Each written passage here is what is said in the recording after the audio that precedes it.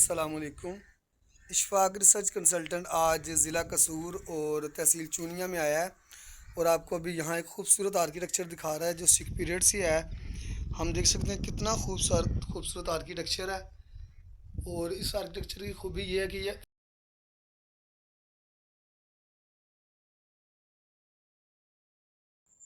بڑا ہی خوبصورت آرکیٹیکچر ہے۔ جو اسٹرکچر کھڑا ہوا ہے، یہ جو تنہا بلڈنگ نظر آ رہی ہے بہت خوبصورت ہے۔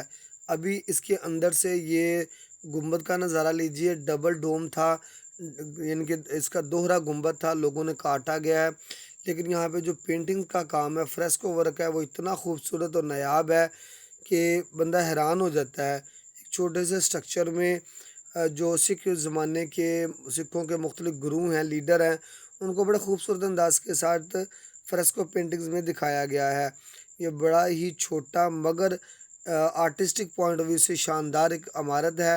یہ فریسکو کے ساتھ ساتھ ہم یہاں پہ جو کٹ برک ہے نا، وہ بھی دیکھ سکتے ہیں کہ کس طرح جو برکس تھی ان کو کاٹ کے مختلف قسم کی ڈیکوریشن کی گئی تھی۔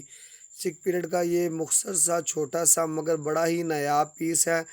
اس کے ایک چھوٹے سے پوائنٹ پہ بہت زیادہ آرٹسٹک ویلیو کی چیزیں ہمیں نظر آتی ہیں، لیکن افسوس والی بات ہے کہ اس وقت اس کی حالت بہت زیادہ خراب ہو چکی ہے۔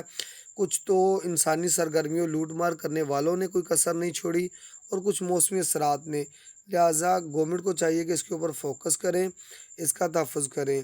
میں امید کرتا ہوں کہ آپ کو یہ ویڈیو پسند آئی ہوگی۔ Ashfaq research consultant, Lahore.